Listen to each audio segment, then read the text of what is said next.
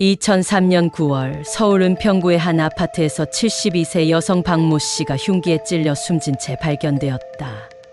시 씨는 집 안에 쓰러져 있었고 방 안에는 외부 침입의 흔적이 뚜렷했다.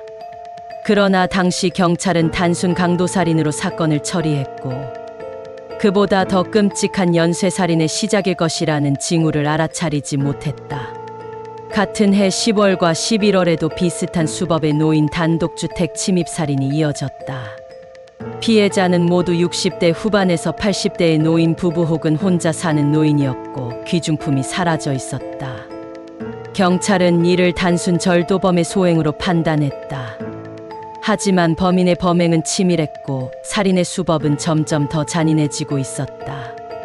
2003년 12월부터 2004년 초까지 서울, 경기 지역에서 성매매 여성을 대상으로 한 살인사건이 연달아 발생했다.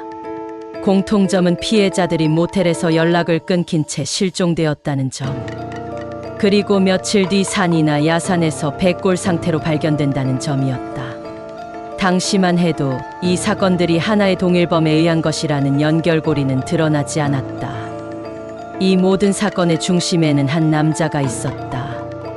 이름은 유영철, 1970년생으로 전라북도 고창 출신. 그는 어린 시절부터 불우한 환경에서 자랐고 청소년기부터 절도, 사기 등으로 수차례 구속되며 전과 14범의 전력을 지닌 인물이었다. 특히 부유층, 여성, 노인에 대한 증오가 강했다. 그런 그의 증오심은 결국 연쇄살인이라는 극단적인 범죄로 이어지게 된다. 유영철의 첫 살인은 2003년 9월로 거슬러 올라간다. 서울 은평구의 한 아파트에 침입해 박모 할머니를 잔인하게 살해하고 금품을 챙겼다. 이후 10월에는 동대문구와 종로구, 성북구 등지에서 비슷한 수법으로 노인 단독주택에 침입해 노인 6명을 살해했다. 이때 그는 전기 충격기로 피해자를 제압한 후 망치와 칼을 이용해 살해했으며 CCTV가 없는 주택을 주로 골라 범행했다. 그는 시신을 훼손하거나 불을 지르기도 했으며 전혀 양심의 가책을 느끼지 않았다. 2003년 12월부터는 타겟이 바뀐다. 이번에는 성매매 여성들이었다. 그는 돈을 줄 테니 오라며 휴대폰으로 불러낸 뒤 모텔이나 자신의 자취방으로 데려가 잔인하게 살해한 후 시신을 훼손하고 야산에 유기했다. 피해자 중 일부는 그의 자취방 욕조 안에서 시신이 토막난 채로 발견되었다. 유영철은 신문지에 시신 부위를 싸고 여행 가방에 넣어 몰래 옮긴 뒤 북한산이나 낙산공원, 불광동의 야산 등에 유기했다. 2004년 3월부터 6월 사이 성매매 여성 총 10명이 그의 손에 희생되었다. 그는 경찰의 수사가 자신에게 접근하고 있다는 사실을 알게 되자 범행 수법을 조금씩 바꾸기 시작했고 CCTV를 피하거나 가명을 쓰는 등 치밀함을 보였다. 하지만 결국 2004년 7월 15일 서울의 한 성매매 여성이 실종되었다는 제보를 받고 경찰이 수사를 시작했고 결정적인 단서를 찾게 되었다. 경찰은 마지막 피해자의 휴대폰 기록을 추적했고 수상한 번호를 발견했다. 이 번호로 전화를 걸자 한 남성이 받았고 목소리와 말투가 수상했다. 위치 추적 끝에 경찰은 7월 18일 유영철의 거주지 인근에서 잠복 수사를 벌이다 그를 체포했다. 체포 당시 유영철은 범행을 부인했지만 경찰이 확보한 증거와 그의 휴대전화에 남아있던 피해자와의 문자, 모텔, CCTV 영상 등으로 인해 궁지에 몰리게 되었다. 결국 그는 자신이 저지른 범행을 자백하게 된다.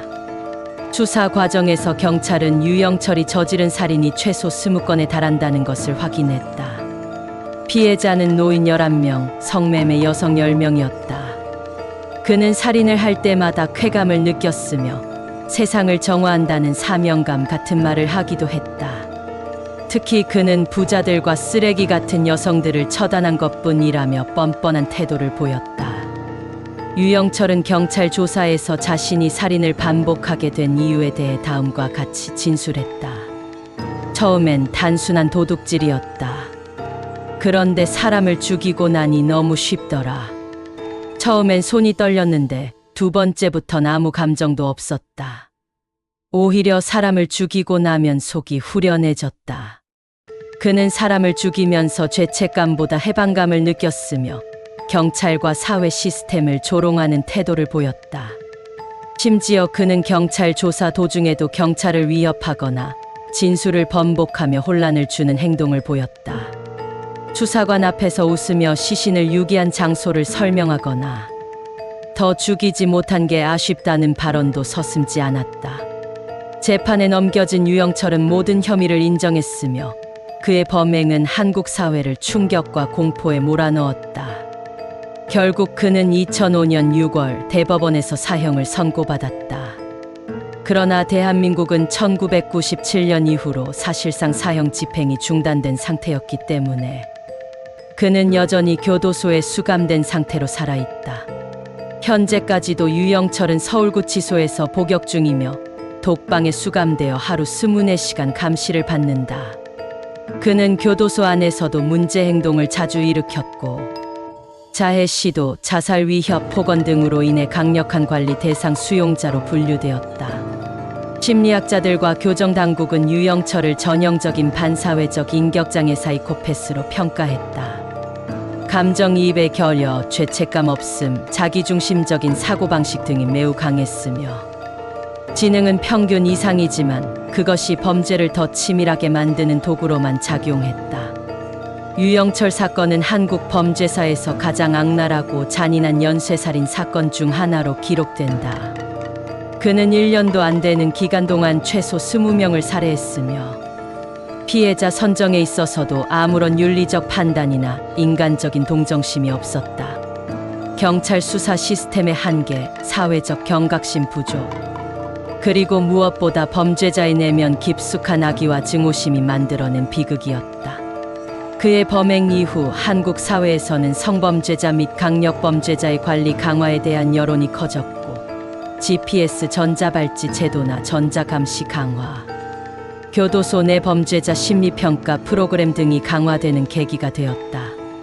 그러나 여전히 유영철 같은 범죄자가 다시 나오지 않으리라는 보장은 없다. 그는 한국 사회가 마주한 가장 어두운 그림자였고 우리 모두가 기억해야 할 이름이 되었다. 사회에서 소외된 사이코패스 한 명으로 인해 수십 명의 죄 없는 피해자가 발생된 끔찍한 사건이었다. 영상이 유익하셨다면 구독과 좋아요, 알림 설정 부탁드립니다.